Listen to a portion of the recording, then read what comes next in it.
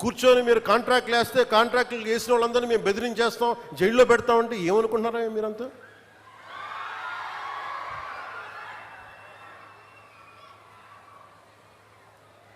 మేమేం మాటలా గుర్తుపెట్టుకోండి.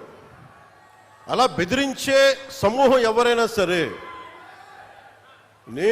అలా బెదిరించే సమూహం ఎవరైనా సరే, మిగతా వారి గురించి నాకు తెలియదు.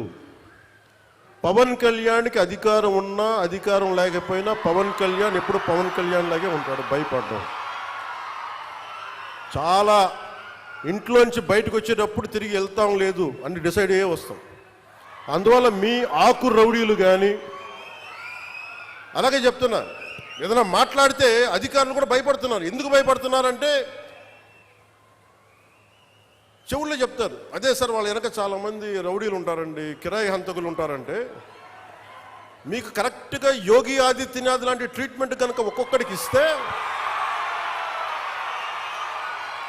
ఒక్కొక్కడికి రౌడీజం అంటే కాలు కాలు కీలు కీలు తీసి మడత పెట్టి కింద కూర్చోపెడితే, అప్పుడు కరెక్ట్గా చెప్తా, కరుడు గట్టిపోయిన జీవితకాలం ఒకే మన వాళ్ళతో ఏకీభవించవచ్చు, ఏకీభవించకపోవచ్చు.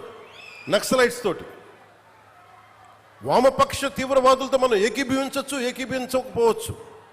అలాంటి బలమైన ఆర్గనైజేషన్నే కకావికలం అయిపోయిన పరిస్థితుల్లో ఉంటే ప్రభుత్వం తలుచుకుంటే, అలాంటిది ఇన్ని లక్షల మంది పోలీసు ఉండి, ఇన్ని వందల మంది ఐపీఎస్లు ఉండి, 1000-2000 ఉన్న డిఎస్పీలు ఉండి, అలాంటి కిరాయి గ్యాంగుల్ని మెయింటైన్ చేసే వ్యక్తుల మీద 2 రోజులు 48 గంటలు మీ చుట్టుపక్కల ఎవరున్నారు, వాడి పేరేంటి అన్ని కనుక్కొని ఒక పొలిటికల్ నిర్ణయం తీసుకుంటే మళ్ళీ ఎప్పుడు ఇలాంటి మాటలు రారు. మీరు అక్కడి దాకా తీసుకెళ్ళకండి.